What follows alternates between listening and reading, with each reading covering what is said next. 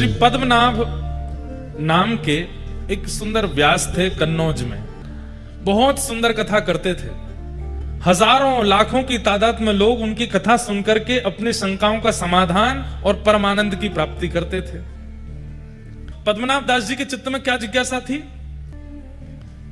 कई बार बंधुओं, कथा कहने वाले सबके समाधान करते, पर उनके चित्त में भी इच्छा होती कि हम भी कहीं किसी गुरु आश्रय में जाएं जो हमारा समाधान करे।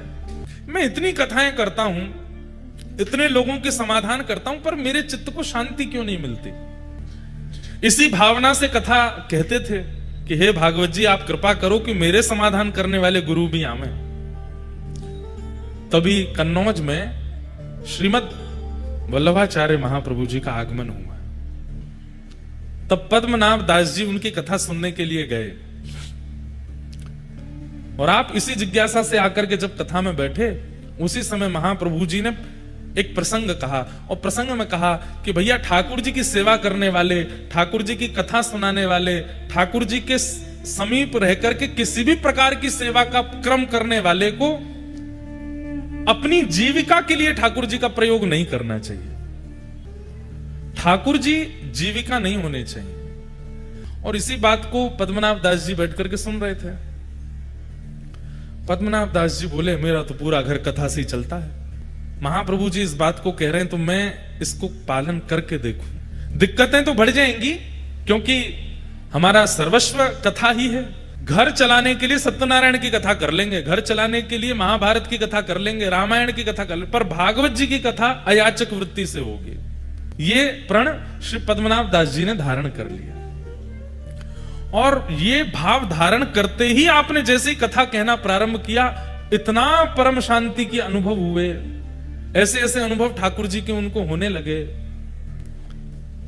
समझ गए, बोले कि यही मेरे आचार्य हैं, जिनकी एक वाणी से मुझे परम समाधान मिला, यही मेरे गुरु हैं। गुरु कौन?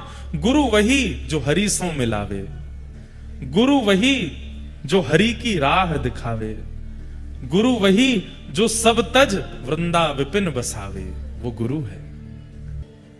पद्मनाभ दास जी महाप्रभु जी के शरणागत हो गए और कहा कि प्रभु, अब आप मुझे स्वीकार करो, मैं आपसे परम प्रसन्न हूं, आपने मेरे जीवन के समाधान कर दी, अब मैं परम आनंद में रहता हूं, भागवत जी बिल्कुल अयाचक वृत्ति से करता हूं और मुझे इतना सुख मिलता है। मेरे घर वालों को दिक्कत होती है, घर में धन नहीं जाता, थोड़े धन आदि की तंगी हो जाती है, लेकिन मुझे परम सुख मिलता है। और पद्मनाभ दास जी महाप्रभु जी के अनुयायी हो गए। महाप्रभु जी यदा कदा कहीं कहीं जाते तो पद्मनाभ दास जी को संग लेके जाते थे। तो श्री पद्मनाभ दास जी महाप्रभु जी के साथ जाते थे। एक बार महाप्रभु जी कहीं प्रवास पर गए और आप प्रसाद करने के लिए बैठे थे, बाहर द्वार पर पद्मनाभ दास जी खड़े थे। तभी एक व्यक्ति दौड़ा दौड़ा आया और बोला, महाप्रभु जी कहाँ हैं, मुझे उनसे मिलना है। तो पद्मनाभ दास जी बोले, भैया अभी आचार्य चरण प्रसाद पा रहे हैं, हमें बता दो क्या बात है। क्रोध में था तो उसने बताया, महाप्रभु जी के पीछे पीछे चल रहा था मैं, ये जान करके कि ये आचार्य हैं, इनकी सन्निधि में रहने से मुझे आनंद की प्राप्ति होगी, पर मेरे साथ तो गलत हो गया। बोले क्यों? अब ये तो आगे से कहीं मुड़ गए, वहां पर डकैतों ने मुझे पकड़ लिया और मेरा सब धन हरण कर लिया, मेरे गले का सब आभूषण ले गए और मेरे साथ तो बड़ा बुरा हुआ। तो मैं जितना मेरा आभूषण चोरी हुआ, जितने धन चोरी हुआ, सब मांगने आया हूं, क्योंकि इनके पीछे चल रहा था मैं। तो पद्मनाभ दास जी बाहर खड़े खड़े सोचे, ये बात महाप्रभु जी तक जाने लायक नहीं है। उन्होंने कहा, कितना धन बनता है तुम्हारा? बोले इतना इतना धन बनता है। तो बोले चलो हम दिलाते हैं। और उनको किसी सेठ के पास गए, सेठ से कर्जा लेकर के उस व्यक्ति को धन दे दिया, महाप्रभु जी को नहीं बताया। अब वो सेठ जी बोले, भैया इतना ब्याज बनेगा, कब लौटाओगे? बोले कि अब मैं करूंगा। खुद तो नियम धारण कर चुके थे कि बिना धन के कथा करनी है, और कोई कुछ आता नहीं था, धन कहां से आवे, वापस कैसे लौटाऊं? तब एक राजा आपके पास आया कि मुझे आपसे कथा सुननी है, आपके बारे में बहुत सुना है। तो बोले हम कथा तो करेंगे, लेकिन दक्षिणा नहीं लेंगे। राजा तो कथा मांगने ही आया था, तो 4-5 बैलगाड़ी भर के सामग्री लेके आया था। बोले हम धन नहीं लेंगे। तो राजा बोला, तो फिर ऐसे ही सुना दीजिए, हमको क्या, आप नहीं लेंगे तो हमें तो कथा सुननी है। लेकिन तभी उनको याद आया कि वो एक सेठ का हमको चुकाना है, पर कथा का पैसा भी नहीं लेना है, क्या करें? तो आपने राजा से कहा, अगर हम भागवत ना सुना करके महाभारत सुना दें तो? तो हम दक्षिणा ले लेंगे।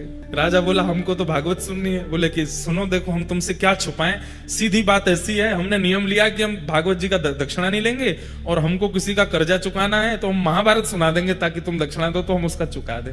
राजा इतना आनंदित हो गया, आप कितने सरल हैं, महाभारत ही सुनाओ। तब आपने महाभारत की कथा सुनाई, और महाभारत सुना करके जो दक्षिणा मिली व्याज सहित उस सेठ को चुका दिया। अब ये खबर अभी तक महाप्रभु जी को नहीं है कि पीछे से ही शिष्य क्या कर रहे हैं। यही तो शिष्यत्व होता है। महाप्रभु जी के पास जब ये बात गई, महाप्रभु जी ने पद्मनाभ दास जी को बुलाया। बोले सुनो, वो एक व्यक्ति उस दिन लड़ रहा था द्वार पर आकर के, तुमने हमसे क्यों नहीं मिलवाया? बोले कि आप उस समय प्रसाद पा रहे थे। क्या कह रहा था वो? बोले वो कह रहा था कि आपके पीछे पीछे वो चल रहा था, आप कहीं गली में मुड़ गए, वो भटक गया तो डाकुओं ने उसको लूट लिया, उसका जो धन बनता है वो मांगने आया था। हमने कहा आप देखते अच्छे नहीं लगते, तो हमने ऐसे ऐसे करके उसका धन कर दिया, और महाभारत की कथा करके दक्षिणा लेके ब्याज भी चुका दी। महाप्रभु जी के नेत्र सजल हो गए, हृदय से लगा लिया। हम तुमसे बहुत प्रसन्न है, मांगो कुछ। तब आपके चित्त में इच्छा प्रकट हुई कि मुझे ठाकुर जी की सेवा मिले। आचार्य चरण, आप कृपा करके मुझे ठाकुर जी की निज सेवा प्रदान कर दीजिए। जैसे अन्य सेवक आपके अपने घर में नवनीत प्रियालाल जी की सेवा करते हैं, अन्य ठाकुरों की सेवा, चित्रपट की सेवा आदि आदि करते हैं, ऐसे ही मुझे भी आप एक सेवा प्रदान करें। पर मेरी एक इच्छा है। बोले क्या? धृष्टता कर रहा हूं, क्षमा मांगते हुए प्रार्थना कर रहा हूं। मेरी इच्छा यह है कि मैं जिन ठाकुर की सेवा करूं वो स्वयं प्रकट हों, वो किसी मूर्तिकार के द्वारा बनाए गए या कहीं से पधराए गए ठाकुर जी नहीं, स्वयं प्रकट हो। महाप्रभु जी प्रसन्न हो गए। बोले चिंता मत करो, प्रतीक्षा करो। अगर सेवा चाहते हो तो सेवा तो आज से पधरा दें, लेकिन तुम्हारी इच्छा स्वयंभू की है तो स्वयंभू के लिए चित्त में ठाकुर जी को विराजमान करो और बस प्रतीक्षा करो। कृपा होगी तो ठाकुर जी प्रकट होंगे। ठाकुर जी की कृपा कब होगी पता नहीं, वो तो 1 जन्म 2 जन्म 10 जन्म लगा देते हैं, पर गुरु प्रसन्न हो जाएंगे तो अभी हो जाएगी। आप बस रीच करके कह दीजिए कि ठाकुर जी मिलेंगे। महाप्रभु जी बोले हम आशीष देते हैं कि ठाकुर जी मिलेंगे, बस प्रतीक्षा करो। अनेक वर्षों तक प्रतीक्षा की। महाप्रभु जी के साथ जहां जहां प्रवास पर जाते थे, कभी कभी जाते थे, फिर बाद में महाप्रभु जी ने इनको सदा के लिए रख लिया। जहां भी जाते थे ये साथ ही जाते थे। प्रवास करते हुए एक दिन आप गोकुल पधारे, पद्मनाभ जी साथ में पधारे, और गोकुल में संध्या के समय पर महाप्रभु जी यमुना जी के तट पर बैठ करके संध्या कर रहे थे, और दूर बैठ करके श्री पद्मनाभ दास जी अपने गुरुदेव को बस देखते ही रहते थे, दर्शन ही करते रहते थे। दर्शन करते करते करते करते तभी यमुना जी की रेत अपने आप खिसकने लगी जमुना जी के भीतर। आप देख करके आश्चर्यचकित हो गए, और महाप्रभु जी की उस समय संध्या चल रही थी, संध्या का मध्यस्थ था।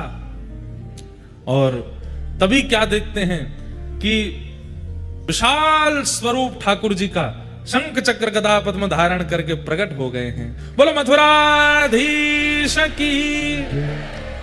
इतने विशाल स्वरूप प्रकट हुए कि 7 ताल के वृक्ष के समान स्वरूप था ठाकुर जी का।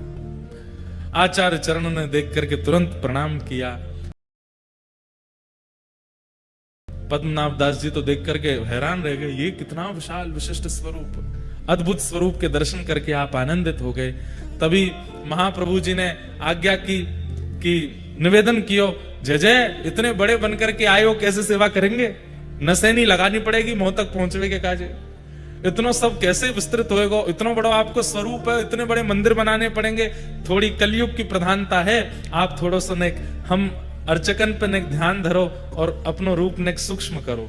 तब वही विशाल स्वरूप छोटे से बनकर के श्री महाप्रभु वल्लभाचार्य जी की गोद में पधारे, और वही स्वरूप आज यहाँ कोटा में विराजमान। दूर खड़े खड़े नेत्र लाल हैं, नेत्रों से अश्रु गिर रहे हैं श्री पद्मनाभ दास जी के, हाथ जोड़ करके केवल कंपन हो रहा है। देखो तुम्हारी इच्छा आज पूर्ण भई, और तुम्हारे लिए स्वयंभू ठाकुर जी श्री मथुराधीश प्रकट हुए। नामकरण कर दिया, इनका नाम क्या? बोले मथुराधीश। तब पद्मनाभ दास जी सन्मुख आकर के बैठ गए। बोले महाराज आपने इनका नाम मथुराधीश क्यों रखा? को ये मथुरापुरी जो है ना, इसका मूल नाम मधुरापुरी है। मधु नामक दैत्य को मारा था यहां पर, इसीलिए इसका नाम मधुरा है। और मधुरा के जो अधीश हैं वही मथुराधीश है, इसलिए इनका नाम मधुराधीश है। इनके स्वरूप के बारे में मुझे बताओ। ये मथुराधीश जी जो हैं, ये विशाल विराट ठाकुर जी नहीं है। देवकी मैया के गर्भ से जब ठाकुर जी जन्मे, एक दिना के लाला जब थे श्री कृष्ण कंस के कारागृह में, तब उनका जैसा स्वरूप था वही स्वरूप है श्री मथुराधीश जी का। ये छोटे लाला ही हैं, छोटे लाला 4 भुजा वाले हैं। पद्मनाभ दास, एक बार कहीं कथा में तुमने ठाकुर जी का प्राकट्य सुना था, और ठाकुर जी के उस प्राकट्य को सुनकर के तुम इतने भावुक हो गए, इतने भावुक हो गए, उसी समय ठाकुर जी ने निश्चित कर लिया कि यही स्वरूप तुमको प्राप्त होगा।